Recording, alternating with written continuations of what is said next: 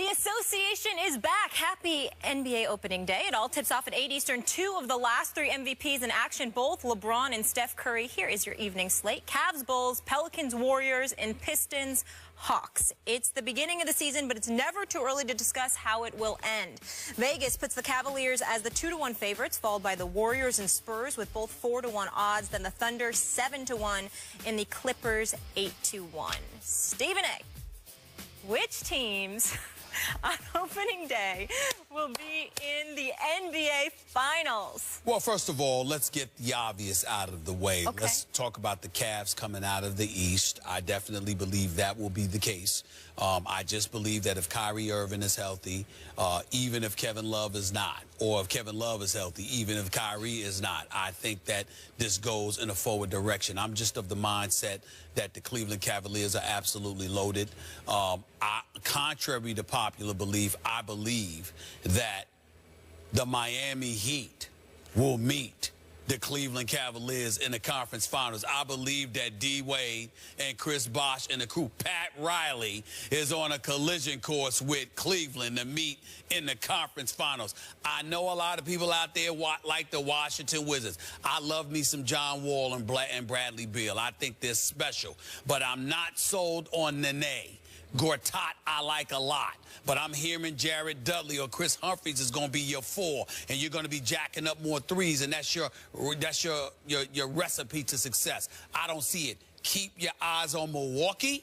Jason Kidd has proven to be an exceptional coach.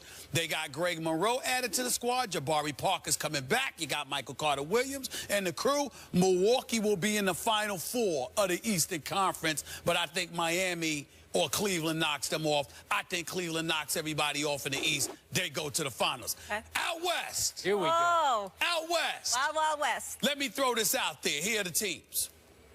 San Antonio, OKC, Clippers, Houston, Golden State. Those are the 5 that I'm really looking at. Memphis on the outside of the 5 looking in. They'll win their 45-plus games, whatever, but they ain't win no damn championship. And I like Memphis. They ain't win no damn championship. Here's the deal. I thought about this long and hard, Skip Bayless. I'm sure you did. I've thought about... Like maybe in the last minute. I thought about... Stop it. Don't insult me. Don't disrespect me. You know I live and eat NBA. Here's the deal. I've thought about LaMarcus Aldridge. I've thought about him being added to Tim Duncan. Skip Bayless. This is a big no. There's Skip a big Bayless coming. Yep. I still can't go with him. I knew it. I gotta go with Kevin Durant, Russell Westbrook, and the Oklahoma City Thunder meeting LeBron and the crew in the finals. Okay. I just think that the return of Durant, I think he's good for 25 a game. I think Russell Westbrook is going to explode.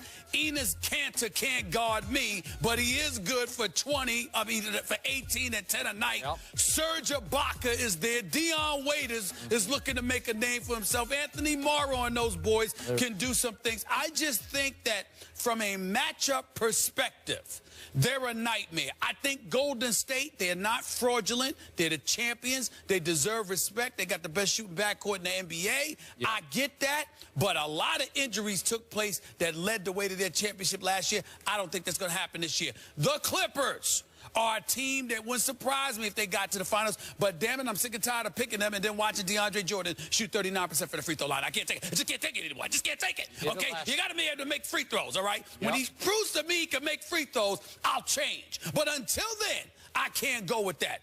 I'm just trying to figure out if Kevin Durant is healthy. Now that Russell Westbrook had to step in for the 55 games that Kevin Durant was out and handle his business by himself, won the scoring title, averaged 28 a game, I'm trying to figure out, let me see.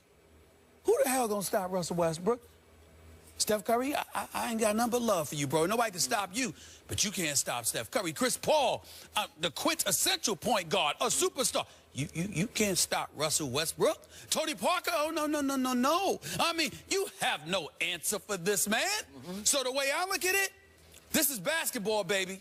I understand the other components and how important they are, but you give me 2 stars that can put the ball in a hole at will, I'm rolling with them. Right now, my pick is Oklahoma City to meet Cleveland in the NBA Finals. And we need a bottom line. Oh, Never never too early. Oh.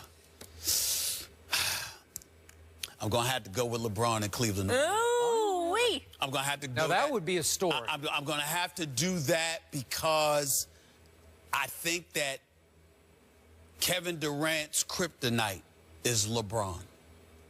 I agree with that. I think his kryptonite is LeBron in the sense that whatever he does, it doesn't seem to be as profound against LeBron as it is against everybody else. And I think that there are components defensively that Cleveland has in place that Oklahoma City may not. So, again, I think San Antonio will beat Cleveland. I think the Clippers would beat Cleveland. But I think Oklahoma City could beat both of those teams out west and lose to LeBron because Durant isn't the Durant that we know when it comes to him going up against LeBron. But I got Cleveland and OKC in the NBA Finals. And it's not like OKC can't beat him. I mean, Durant in his sleep can average 30. And Russell Westbrook, there is no answer for him. Zero. Yep. No one can guard him. Right. All right. But I still got, because of Mozgov and Tristan Thompson and then Love and all, I got to give Cleveland the edge in that matchup. If it was San Antonio, I'd pick San Antonio. If it were the Clippers, I'd pick the Clippers. But against Oklahoma City, I got to give Cleveland the edge. Okay. And I got Cleveland and OKC in the finals. Okay, you and I were there, what was it, 4 years ago when LeBron took to school the basketball babies that were Durant, Westbrook, and James Harden. Remember that? Respectfully, Durant did average over 30 on 50% shooting in the finals. But they lost in five. They did lose in 5. They did lose in 5. But other cats weren't ready. That's the only blemish up until Game 6 last year. Up until Game 6, that's the only blemish on James Harden's entire career was that he was MIA in the finals. Okay, we are in sync on the East. I believe that Miami will meet Cleveland in the Eastern Conference Finals,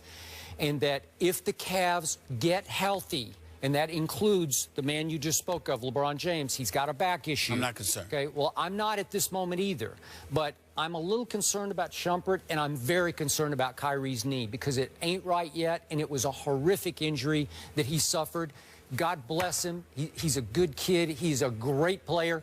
To me, he's right there with LeBron on value to this show. Okay, right that's fair. That's fair. I agree with All that. right. So, I agree with that. so if he can even get to 92% healthy and stay right there, I'm with you on this. I am rooting for the Heat. I'm the biggest D. Wade fan, and we've detailed, and I don't need to go back through this roster. It is loaded. And if Dwayne can stay about 82% healthy for the whole year and be ready for the playoffs, they could threaten this other team, this Cavaliers team. And I will be rooting for them. I just don't think they yet have enough firepower. It's close. It's close. D. Wade and Goran Dragic in the backcourt. This kid, I want to emphasize this. This kid, Hassan Whiteside. I was in Miami over a week ago interviewing D. Wade. Hassan Whiteside is a big dude. I know. And he's bulked up a little bit. Guess what? Cleveland's claim to fame was LeBron being able to post at will. How you going to do that with Hassan Whiteside down the post? That's a problem. You now turn LeBron into a perimeter shooter. I'm still rolling with Cleveland, but I think Miami can make it very interesting. Okay, so can I. Now let's move to the wild, wild. That's what I'm waiting for. Calls it. I'm going to sound like a broken record, but I'm going to stick with the team that just keeps breaking records, my San Antonio Spurs. They loaded up. They didn't just reload.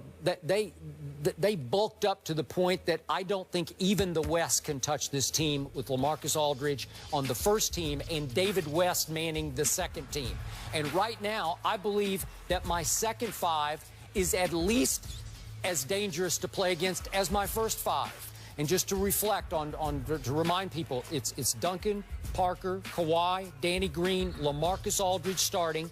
And second unit comes in the shock troops with Diaw, David West, Ginobili, Patty Mills, and Kyle Anderson. And trust me, Kyle Anderson is emerging as a player in this league, as a guy who can defend stretch fours and rebound and shoot and pass.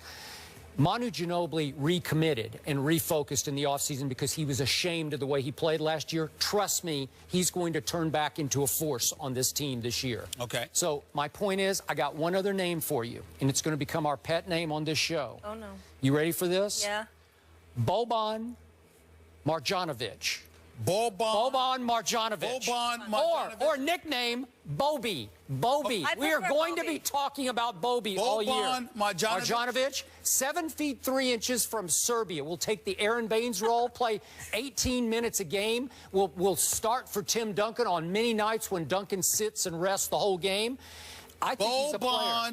Marjanovic. Remember, because you're Bobby. You're going to be speaking of Bobby. So Bobby, 7 feet 3 and long. Bobby. Well, listen, I can't poo-poo that. I haven't seen him play yet. But if you're 7 feet 3, I gotta admit, if you're 7 feet 3, and R.C. Buford and his staff plucked you out of Europe, and Greg Popovich is coaching you, I gotta believe that you got a chance. 27 years old and has been a veteran pro in Europe, okay? Just watch. Just watch. All right, Bobby. so remember Bobby. And the two biggest threats to me, and I like your Oklahoma City pick. They are the biggest threat to my Spurs. Number 2 is Golden State. I don't fear the Clippers because it's just going to be a mess of egos and play. God bless Doc, but I don't think he can coach through this. Do you know why I ultimately picked OKC? Because OKC don't have to deal with any of those boys outside of Kawhi Leonard. I'm with you. That you pointed out. I got you. Kevin Durant and Westbrook can beat you from 17 feet and beyond all night long. Okay, but I will ask you, what happened in Game 6, Western Conference Finals at Oklahoma City 2 years ago? What happened? That's true. Spurs won in overtime and finished them off. There is a troubled dynamic that will still operate between Durant and Westbrook. In and of themselves, they're sensational talents. Put them back together. I got to have faith. Listen, there were other coaches that I thought deserved an opportunity as well, but there is no denying that Billy Donovan is an exceptional basketball coach at the collegiate level. I respect that. Now he's going to the head coaching position. I think that those concerns will be addressed, and I think they'll be fine. Okay, because Russell Westbrook is a terror to coach as well as to guard. So on opening day... I'd take Russell Westbrook. I'd start a franchise with Russell Westbrook. Not talk to the media, but I've started to play. On opening day, you have the Cavs winning it all and the Spurs. Spurs. All right, Spurs last won a championship in 2014. The city of Cleveland when Jim Brown was playing in the NFL a long, long time ago. Before I was born. Yes, the NBA season kicks off tonight, but tomorrow is opening night on ESPN. We've got a couple good ones. First, the Spurs take on Kevin Durant and the Thunder. Then at 10:30, Kobe's back as the Lakers host the Timberwolves. NBA Countdown tips off at 7, and it's all streaming live on Watch ESPN. Don't miss the return of the NBA on ESPN. And lucky us, legendary producer, singer, rapper, songwriter Timberland is in the studio. So much to discuss with him. Maybe we'll get the scoop on Empire, plus a lot more. That's next.